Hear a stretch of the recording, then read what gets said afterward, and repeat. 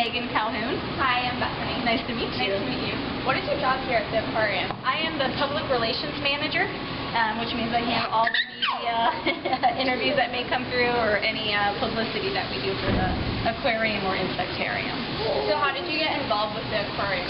I moved to New Orleans about 2 years ago from Orlando, and I've worked at SeaWorld in Orlando, so I've always worked in a zoological facility, so it was just a natural fit that I worked here at Audubon Aquarium in New Orleans.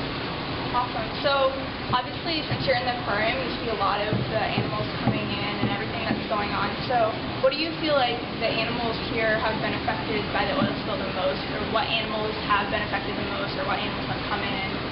The animals that Audubon Nature Institute is caring for are sea turtles and marine mammals. Birds are the #1 most affected animal by the oils that we've seen so far, but those are going to another facility to be cleaned and taken care of. But our sea turtles we've seen the most impact on. Just in our facility, we are currently caring for 151 sea turtles, and all species of sea turtles are endangered, with the Kemp's Ridley being the #1. And there's about 3,000 Kemp's Ridleys out in the natural environment that we know of, which isn't that big of a number. And out of the 151 sea turtles we have, about 100 of them are the Kemp's Ridleys. So they're very special to us, highly impacted animal that needs to be taken care of. What specifically has the aquarium been doing since the oil spill? Since the oil spill happened, Audubon Aquarium has been caring for sea turtles, and we have the possibility and the capability to care for the marine mammals as well, that's dolphins and manatees. Fortunately, we haven't seen those mammals come in. Hopefully we never see them, which will be a good thing. But the sea turtles have been occupying our time.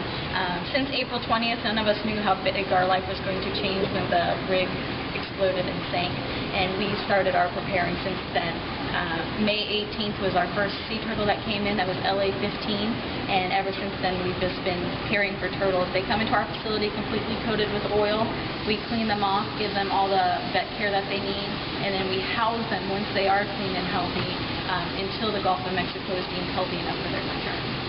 Is there like one specific issue or problem or thing that you've seen since the oil spill happened affecting the animals, or just one issue that's really important? There are so many issues that are dealing with this oil spill. We have the animal aspect, which we are dealing with firsthand, and that's just the health of the animals, getting them healthy enough to return back to their environment. But there's so many other factors. You have people that can't work because they're fishermen.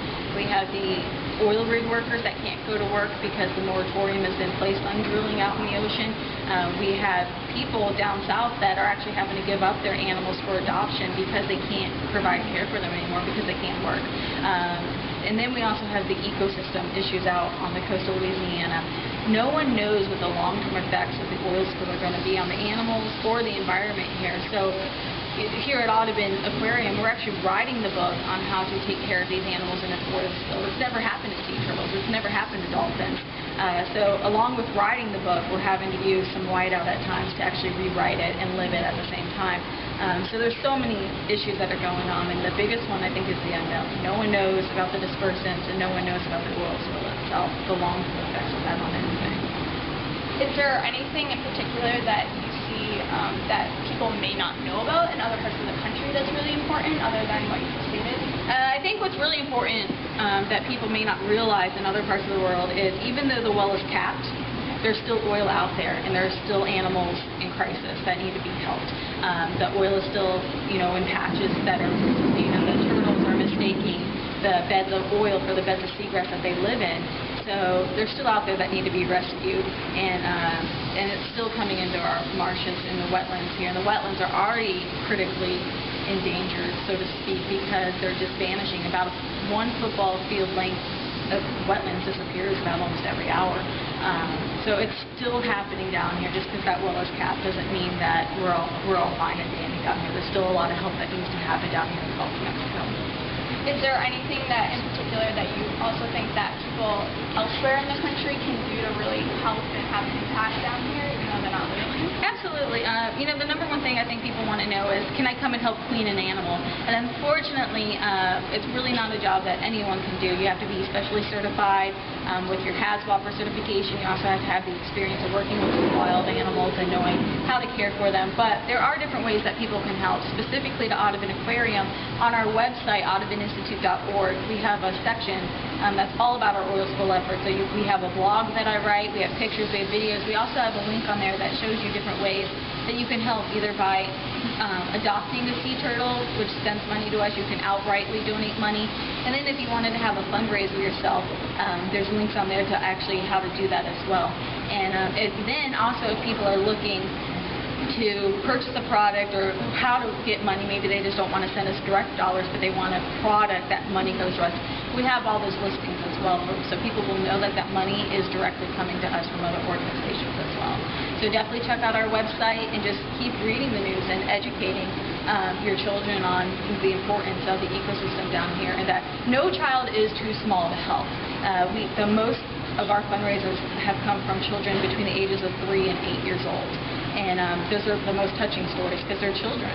You know, they haven't lived, you know, they don't have a life history, they don't have that life experience to draw on to make them feel there, but there's something that's in their head that's making them want to help these animals. And so they're doing everything from lemonade stands to bake sales to going to their dentist office and asking for toothbrushes to be donated to us.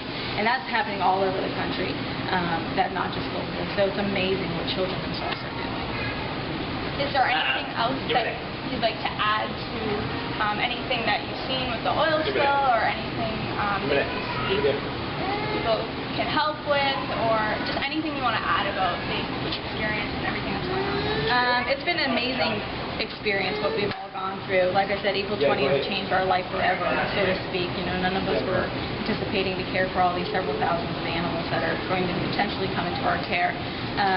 And just Audubon Nature Institute is just doing a phenomenal job. Everyone has really rallied together. Well, and it's not just the animal care staff that's doing it. You know, we've had to have operations come out and the mechanics and engineers come out to help build new systems for these animals. So Audubon Nature Institute is really just making ground on, you know, what we're doing with the oil spill. It's phenomenal to be a part of. Thank you so much. Oh, you're welcome. It's great to hear everything that's going on, and we'll keep staying informed. Absolutely. Absolutely.